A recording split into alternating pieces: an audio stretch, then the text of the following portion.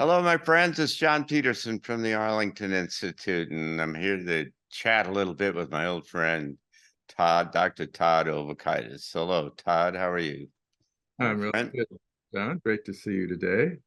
We have Yeah, got our you, cosmic backgrounds up today. yeah, well, that's good. You look celestial or cosmic or something like that. It's so nice of you to agree to come and chat with us a little bit on Postscript. Well, we're really looking forward to having you with us. You're coming out to Berkeley Springs here in West Virginia for transition talks on the 23rd of September. And so I want to chat with you a little bit about here some of the things that you've been thinking about to give folks an idea about what's going to be coming up in September here.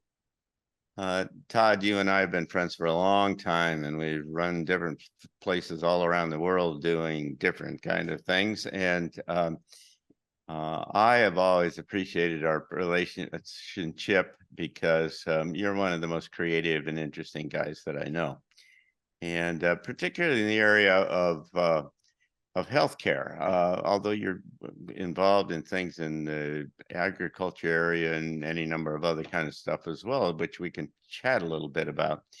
But why don't you tell us very quickly, for those of our viewers who are not familiar with you, just give us a little bit of your background and how you got to where you are today. Well, I'll try to keep it brief. So, by training, I'm a Johns Hopkins and Georgetown specialist in internal medicine with a subspecialty in pulmonary and critical care medicine. And probably kind of like you, I got really interested in the realm of electromagnetic theory, photoacoustic resonance, the fact that everything in the universe vibrates, even molecules sing. And that was mostly based on this very simple concept in physics that everything in the universe has a natural frequency based on its shape, size, and structure and geometry. Sure. It tends to Yeah. vibrate at a particular rate, and you can use the concepts of frequency and resonance to alter the energetic state, structure, and function of things. So when I finished, Like a Rife machine, right? oh, know a lot about the Reich machine. Yeah, I know you do, but that's how it works. Yeah. And I'd say some of the work we do now is really the next evolution of those very powerful concepts that he demonstrated all the way back in the 1930s. Yeah. So uh, our work really has been focused in the realm that we would call photoacoustic resonance, which using laser light as the source of the frequency stimulation. And we've created a new type of waveform where we can combine the waves out of phase and overcome the limits of depth of penetration of a typical laser signal. Our main application of several interesting applications is the work we're doing in regenerative medicine, which is a particular passion of mine. And we now have a method that can turn back the biologic aging clock at the DNA level, typically 3 years per treatment cumulatively. Oh, So, wow. yeah, yeah, it's something I've been aiming for, and it's nice that we actually have the biologic age testing methodology to prove that out. So, the hallmark of aging at the DNA level is one of two clocks that probably people are well aware of. One that's most well known is the telomere clock, the Right. tendency of the ends of the chromosomes called telomeres to lose little bits at their ends every time the cells divide. When they get to a certain level of shortness, the cells tend to stop dividing, and that limits the human lifespan. So that's the popular, well-known clock, and there are different methods for elongating telomeres. The more accurate clock, which has a lot more data points, is the so-called epigenetic DNA methylation clock, which is a mouthful. Quite Yeah. simply, what it means is that there's a very specific base of the 4 bases, which is the C, or the cytosine, which has a simple group called the methyl group, which is basically a carbon and 3 hydrogens attached. And the pattern of methylation when we're born is how the body differentiates one type of cell from another. And the methyl. So how do you describe that in words that the rest of us can understand? Yeah, I mean, basically, we have a code for making all the proteins of our body, Okay, and we have a couple hundred different types of cells, right. and them is designed to do different things. So somehow our body has the intelligence to put little markers on the parts of the code that that type of cell doesn't need to make. So a liver cell doesn't make brain proteins, and right. Well, they have to differentiate themselves in some way. Yeah. Yeah, exactly. And that's a lot more complex than just the ends of the chromosomes. Right. There is a test that's typically used called the Illumina chip that looks at something like 680,000 different positions where these markers can occur in the. So it's a lot of data. And just like the telomeres can get chipped off and get shorter, when the cells divide, that pattern of where those little markers are placed can get less accurate. And that pattern changes in a characteristic over time. And with all those data points and all the tests that so it kind of deforms with age, kind of. Yeah, it's. I think one of the metaphors that David Sinclair gave is like having a CD that gets little scratches or dust on it. Right. Yeah, I understand. Yeah. So it doesn't play quite the same way. And when that pattern basically doesn't copy perfectly from copy to copy, there's a point where that also limits how the cells can replicate. Sure, of course. And yeah, you get degradation, compounded as it goes. Yeah, sure. Yeah, in my discussions with the person who invented the clock, Dr. Stephen Horvath of UCLA, who has also created the Clock Foundation for studying these things, he said that the telomere clock is only about 14% accurate. And this other clock with the little markers is much more accurate, like really, plus or minus a very narrow range of biological age. And I'll explain the results, and then I'll talk about the method, because it's all very interesting. When we first began having the test, we didn't have before and after data, since we were only just getting the first test. Yeah. And what we found is that if someone had had one of our treatments anytime in the past 4 years, they were typically 3 years younger biologically than their birth date age or their chronological age. And if they hadn't had a treatment, they were generally biologically the same age or a little older, typically not more than a year or two, but a little bit older. And that was already remarkable. There was a big splash made in longevity when Dr. Greg Fahey showed that with a protocol using growth hormone, DHEA, and metformin, that after 1 year, someone could be 3 years younger. So that was exciting. And then I saw his follow-up data that 5 years after the treatment, that regressed back to their usual chronologic age. So the benefit didn't last. Have a good time for a short time, right? Okay. Live it up while you can. So what was remarkable is that even if someone had had one of these treatments more than 3 years ago, they were still 3 years younger biologically. What made it interesting is if they'd had 2 of these treatments, they were 6 years younger, and with 4 treatments, they were 12 years younger. So literally looked like 3 years per treatment. That means I have got to get some more. I got to come out there again. I've already been out there once, and yeah, well, most people can't believe that I'm 80 years old. You look a lot younger than that. You certainly. Oh, it's your fault, Todd. Yeah. Well, having an open mind and being a creative thinker, it's contributes a lot to it. I believe that. I believe a lot of it has to do with how you think, like Bruce Lipton and others, it's a lot of it is your mindset. Totally. Yeah, I love Bruce's work, how the way we use our mind affects our epigenetic code. Yep. Not just, our core code doesn't change, but what switches on and off does. So it's really how we think and how we eat. Now we have a reason for knowing why these things that are good for us are actually good for us. Yeah.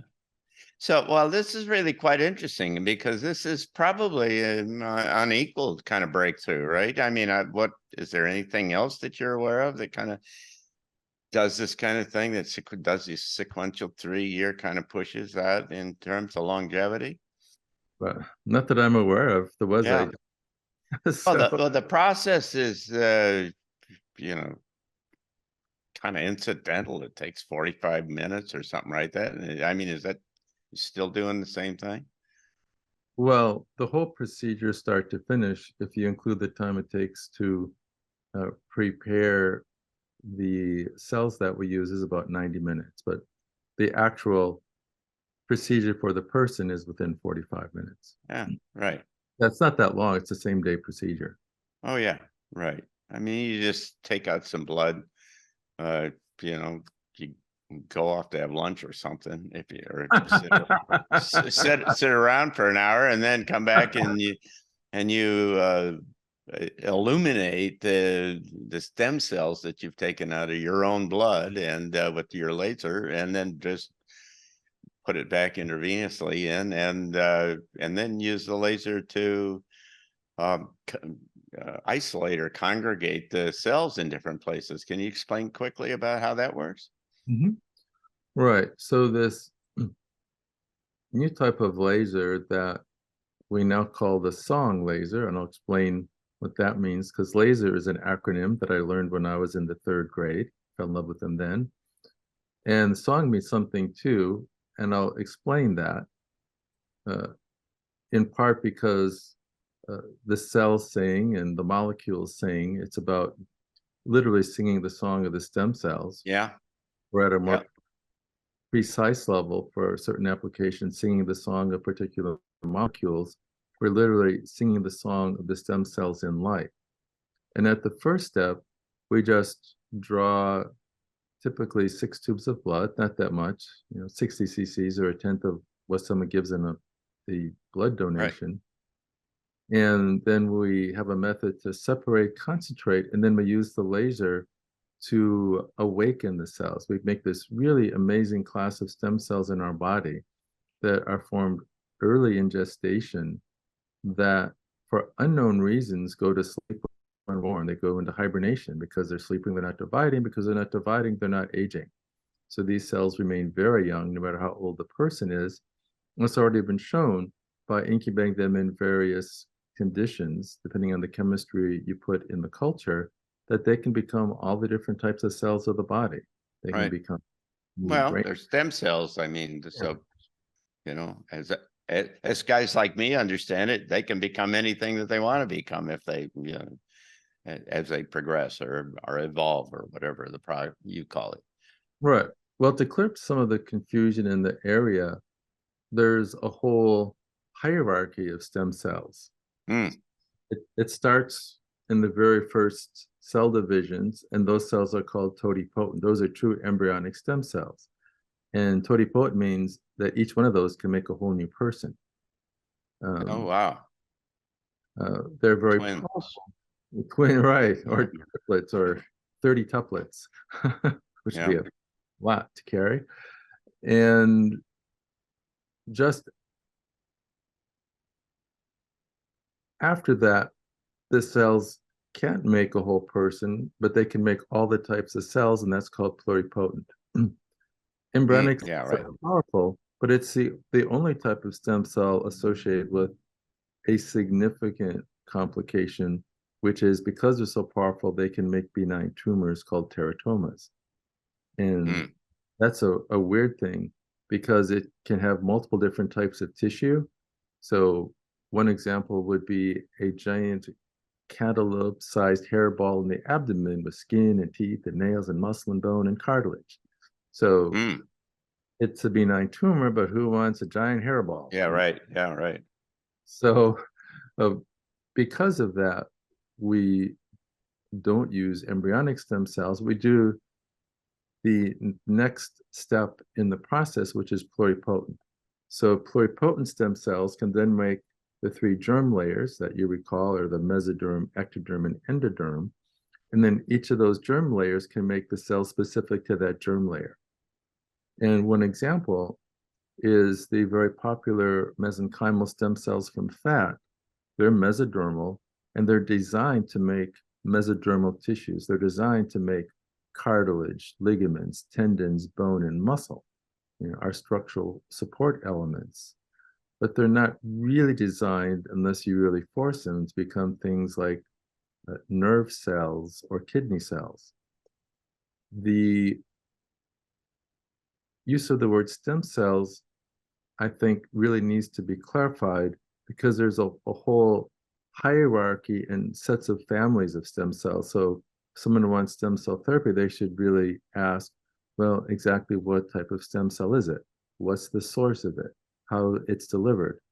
And for complete understanding, before someone says, Yeah. whether they get stem cells, it's really good to know, is this particular type of cell delivered in this way from this particular source a good fit for what the intended goal is? Right. And what's really great about these cells is, because they're pluripotent, they really are capable of becoming anything. Right. And they're also very tiny. They're only about a quarter the diameter of a red blood cell, whereas, say, mesenchymal stem cells from fat are much bigger than a red blood cell. Right.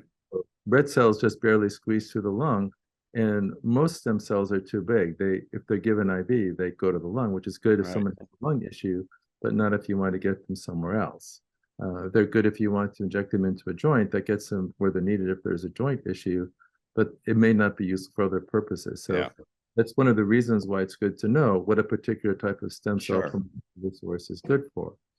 Let me just read this back to you, so for those of us, those who are our viewers here.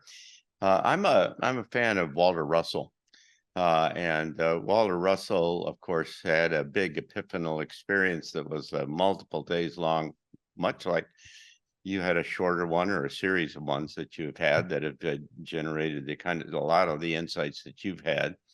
And Walter Russell came out of his major experience saying being told that everything is light, and everything is derivative of light, everything that we see. Now, you've essentially said that. You've said that whether it's in terms of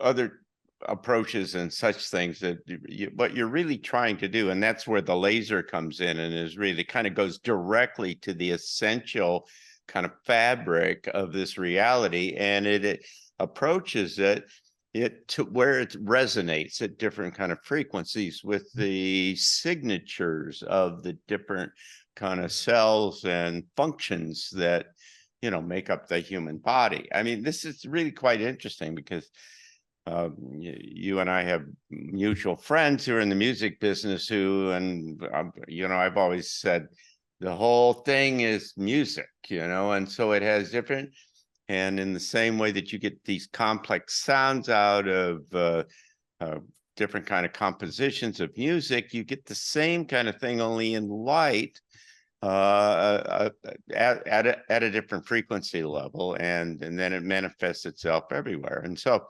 in a sense, it's like a computer-aided design, I guess it seems like to me, and that you have this kind of model that you have of this signature of whatever a complex component of your body are, and your laser goes in there and influences, changes, and so on at the very fundamental level, and allows this kind of refreshes or invigorates the cells to be able to then become whatever they want to be. Is that kind of right?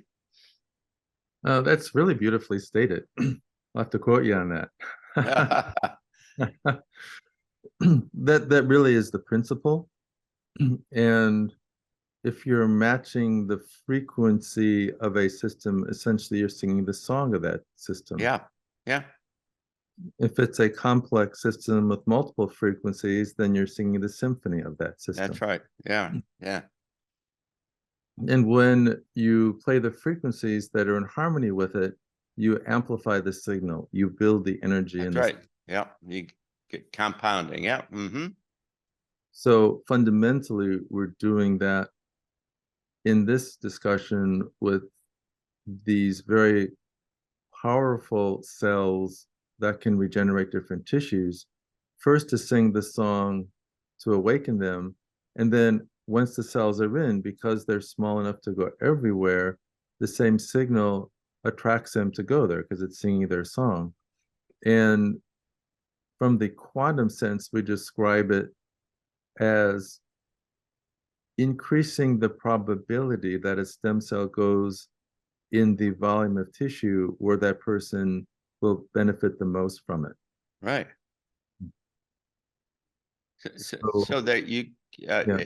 I mean, this is really interesting and fascinating for obviously a whole spectrum of reasons, but one of them is that this is the future in really fundamental and structural ways that that many people don't think about. I mean, if you're got a problem, you and I had a friend who had congenital heart failure and was just about ready to die, and you got to him a day or so before he was certainly going to check out, and you were able to rapidly kind of change the direction of that kind of problem because of the fact that you could shine the laser in the body and the stem cells would all run to that area and it rejuvenate him. Mhm. Well, you can get caught up in the kind of the wonderful kind of benefits that show up there and miss the notion that you have moved this whole notion of healthcare into a whole different kind of space that is that is a light year further down this downstream than all of the all of the usual stuff that we go to. I went to the doctor this morning for a little thing, and it's giving me pills and other kinds of stuff, and I got nothing against pills because I take your pills. But but this is really different. This is like the emergence of the early emergence of a whole new paradigm, a whole new kind of mechanism and an understanding about how reality works, and being able in very subtle energy ways to be able to change and influence reality, coupled up with your consciousness and things. I mean, this is really interesting stuff. Mhm. Right. And you're getting into the core principles of, I really love Walter Russell's work. I think it was actually ingenious the way he had his epiphany and put his system together. And I Yeah. think these are really aligned with those principles Yeah. that when you shift your awareness to a certain point, you really can tune in more to the various songs and symphonies that are playing around you. And if you sing along, you can amplify the systems you want to amplify and quiet down the systems that you don't. So it's a whole different construct for creating an energetic balance that then translates into the physical biochemical balance. In my business of thinking about the future, I'm always looking for these little emergent kind of ideas and things that are showing up different kind of places that telegraph the beginning of a state change, right? Of a large scale state change, so that you get the initial kind of things, and then that are anomalous, magic kind of thinking, and then you get accretion around them of other kind of folks that all kind of get together, and then suddenly the typical kind of way that you get state change from complex systems is that then it rapidly accelerates and it rapidly moves, and you get integration and aggregation across this whole new reality that starts to emerge. And so what you're doing is so different and so extraordinary that it has it's a little flag you're flying that's way out there on the horizon that says, wait, here's where this is all going. I mean, it has lots of implications and other things other than just healthcare, doesn't it? Of course.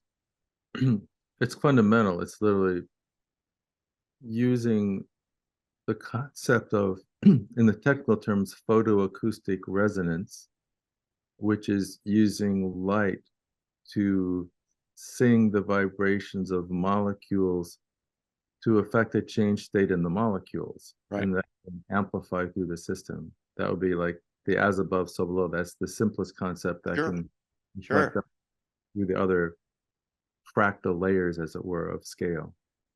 So what else are you working on?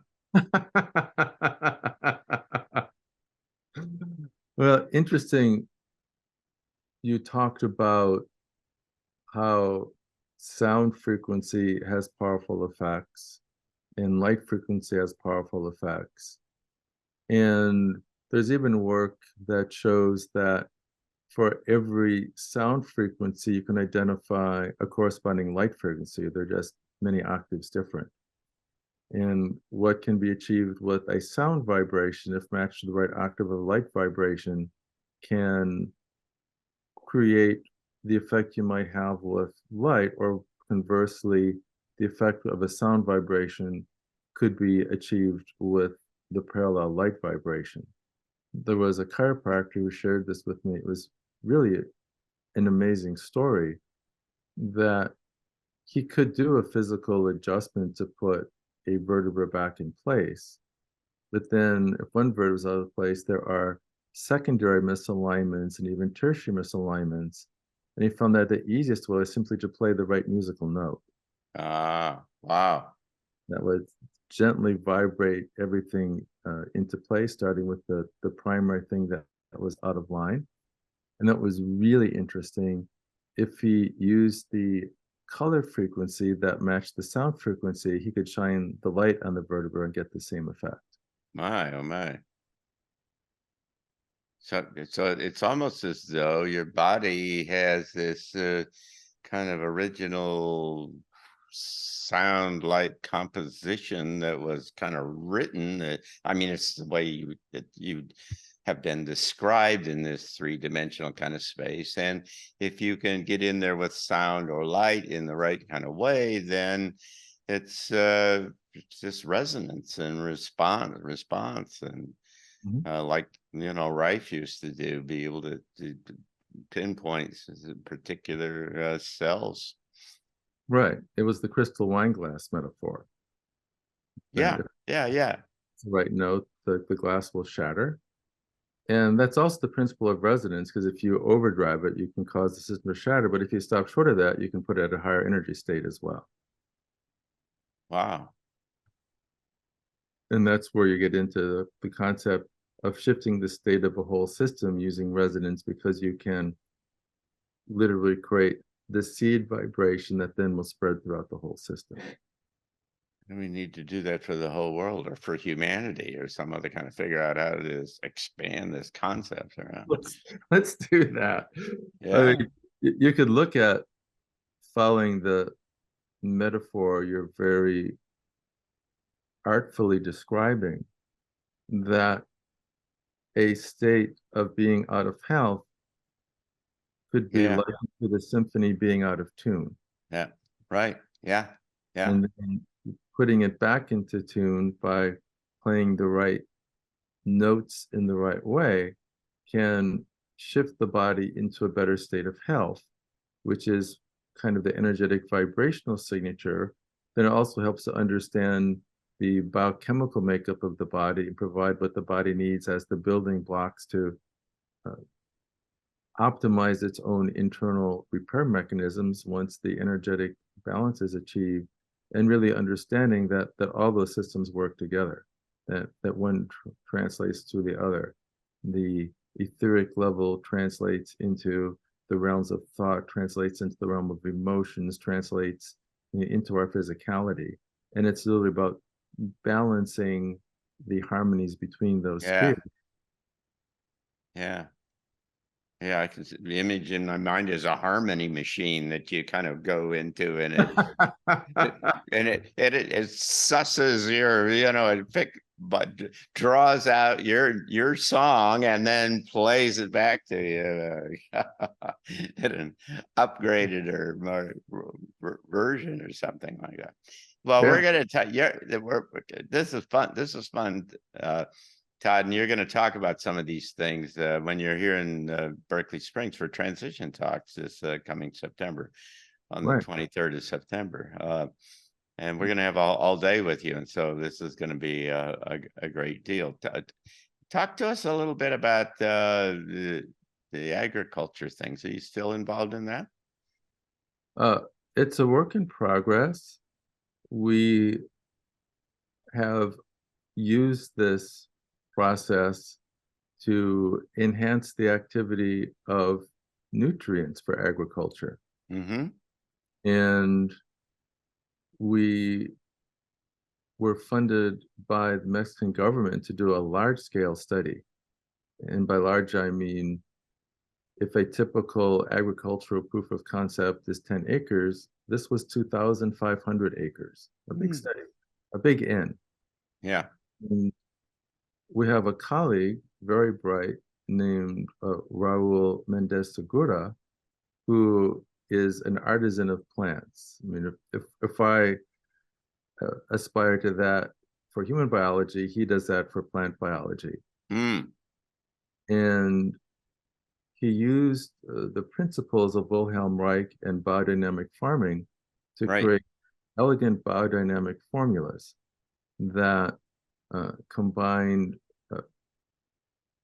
trace minerals from the sea, kelp Right. that it grows as a protein source, extra minerals depending upon the plant needs, iodine as a metabolic activator, and probably most brilliantly, different types of probiotics to enhance the plant and soil biology. So the whole, Right. from the plant biology to the soil biology, reflecting up and out. And this is his area of expertise. I'll take his word for it. He said that if you can show a 7% increase in yield, that's meaningful in agriculture. And with his biodynamic formulas, which were called foliar, which means instead of putting them on the soil, you spray them on the leaves. Put them on the leaves. Yeah. Right. And 1 liter of this formula would be diluted in a larger amount of water, and that was good for 2.5 acres, or in metric terms, a whole hectare. So quite efficient, a liter per hectare, not so much. Yeah. And that was applied Right. 4 times at specific points in the growing cycle.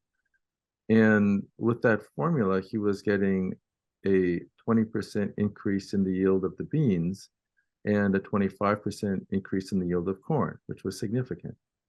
Yeah. So we did a study where, using those formulas and no change being done other than applying this symphony of the laser vibration with this unique form of light wave rearrangement, that when we used the laser enhanced nutrients, instead of 60% more yield for the instead of 20% more yield for the beans, we got 60% more yield.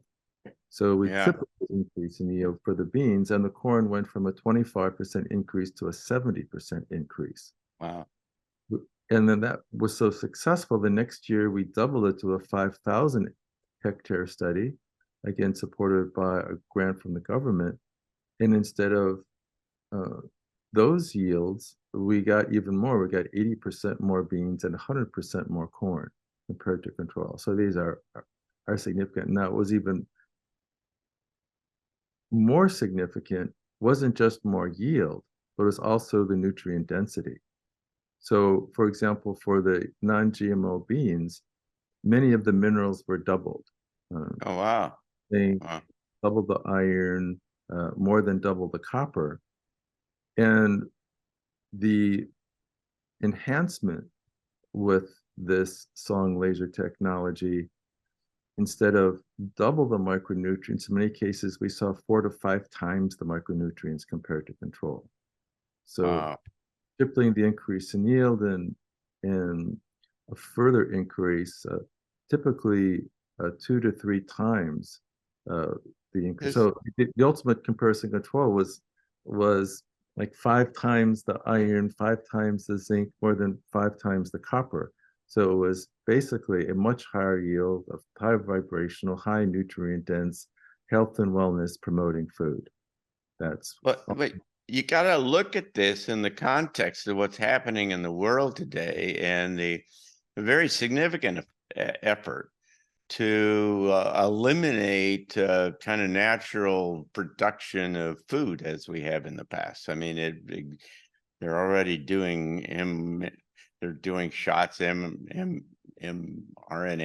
shots to pigs and now cows, and they're trying to figure out how to put it into the plants, and they're trying to, there's this movement toward essentially digitizing at one level almost every aspect of life in one direction. And what you're describing is a marvelous alternative that points to the emergence of a new world that is described in really dramatically different kind of terms than what we've understood in the past. And it's essentially about light, and it's about the subtle energies, and it's about being able to expand and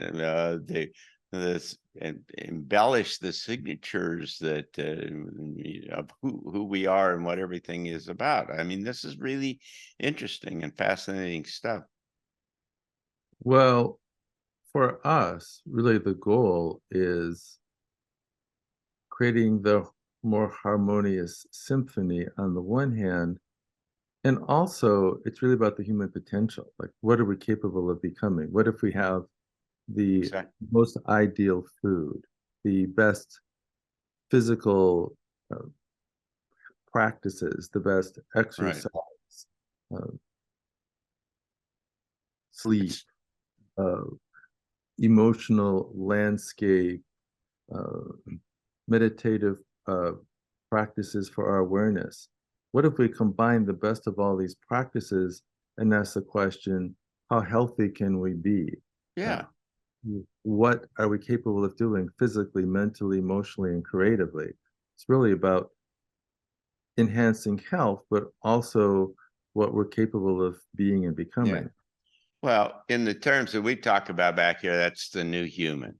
This multidimensional kind of aspects of everything that we are that is essentially emerging as part of the evolutionary jump to a new level. And you can call it consciousness and awakening and any number of other kind of things. But in every case, it's this expanded awareness of not only who we are, but how this larger environment, the context that we live in. And what you're doing is marvelous in terms of demonstrating, starting with longevity and increasing people's lives, and the energetics, how much energy you got, and how well you feel about things, but also being able to deal with uh, lots of kind of maladies, physical kind of situations that have previously been untouchable. I mean, that science and medicine has said there's nothing you can do about it. We like to think about creating new realities. That's more our metaphor.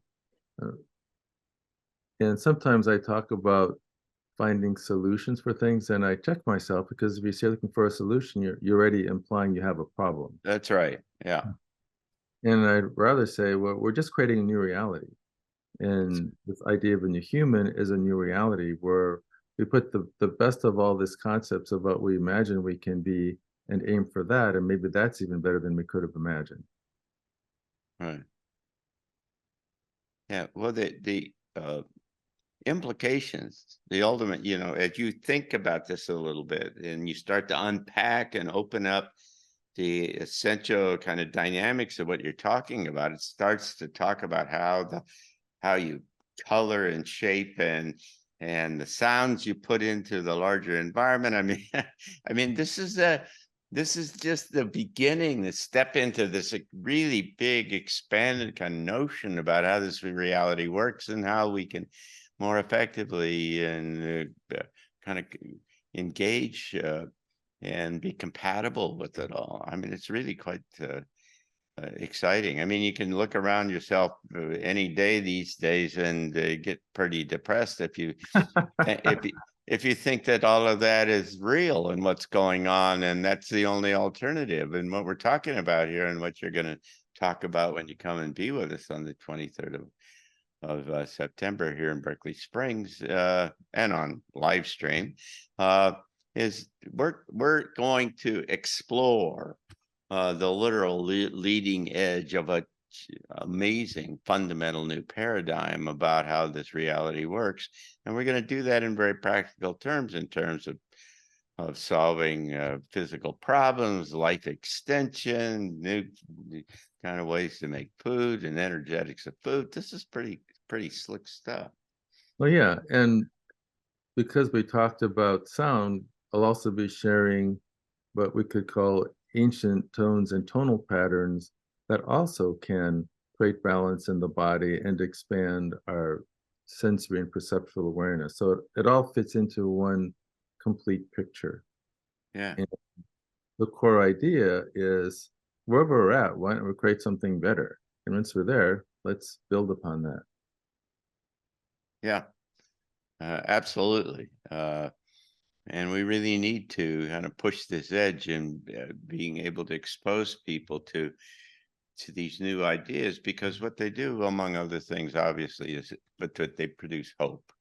And what we need in the face of all of the crazy stuff that's going on in this world today is to be able to look and see the emergence of a new vision of a new world and a new human. And you'd be able to see it there and say, we can go there, and we can make it from here to there. That gives us hope. And that's the thing that kind of energizes this whole evolutionary push, as far as I'm concerned. And as Greg Braden, I'm sure, would agree, there's something even more powerful than hope. Yeah. And you could ask me what that is, and I'll tell you. Oh, okay. What is it? What would that be? More powerful than hope is certainty. Oh, yeah. Well, of course. And as Greg shared in his great work called the Isaiah Effect, that the most powerful creation tool is simply seeing the new creation and being grateful that it's already done. Ah. Well, there's all kinds of the Silva method. There's all kinds of different folks, and obviously Neville Goddard and so on, who all have framed that down and distilled that down into yeah, that it really works. I'm in the middle of working on that, and I've read a whole bunch of books in that area. And the interesting thing to me is that there are a lot of people in the space who are talking about these kinds of things, but there aren't a whole lot of folks who have figured out how to do it. I mean, the Silva folks, there's quite a few. There's thousands of them. But our interest is in changing the world and facilitating this transition to a new world. And so we're trying to look for every kind of approach and tool that we can to help get from here to there. And we're really looking forward to having you with us on the 23rd of September here in Berkeley Springs, our little resort town, as you know, just down the road from Baltimore and Washington. And looking forward. Yeah, you're going to be here all day long. And so we'll start kind of early in the morning, and it'll be experiential. It's got some workshop aspects to the thing, but it's always fun to hear what you're up to and the marvelous kind of things that you're doing, and I kind of get an update, and it'll be an unusual opportunity to do that. And so we're looking very much forward to having you with us. And we can just for those folks who are interested in knowing more about it, you can find all the information at transitiontalks.org. But what else would you like to say as we kind of close this little session up? My final comment is that while there are many methods that you are describing, for them to work, they really have to be multidimensional. Hmm. And so one of the things that I can muse upon is how to make a system complete so it actually does what we'd like it to do. Wow, that's great.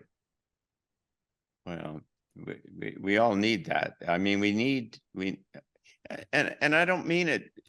What I mean is that we need these stepping stones into this new future, into this new world, into this new human. And it needs to be more frankly than just waving your hands and meditating, although I think meditation is, really important. But there are these practical kind of jumps that open up the area of possibilities, and they give you intangible ways the notion that you can build a new world, that you can become something different, that is, we can become untethered from this kind of three-dimensional reality that we've all grown up to live in. And so what you're doing is very encouraging and exciting. And so we're going to look forward to having you with us. So Yeah, and thank you for the work you do for having the futuristic vision of the landscape, which is, as Wayne Gretzky said, it's not about skating where the puck has been, but where it's going. yeah, where it's going to be. Yeah. And it's that vision that allows creating those possibilities. So that work is critically important from the fundamental level of what it Well, takes to do that. yeah, So good. Well, thank you. Appreciate it. Appreciate you. Yeah, we're going to have a good time. So thanks so much. And thank you all for watching, and come back again. Thanks for being with us at Postscript. thank you so much. Okay, now let me make just one thing. I'm going to just put it at the beginning. Mhm. Or I'm going to do a little short segment, and I'm going to edit it and put it at the beginning of all this. Sure.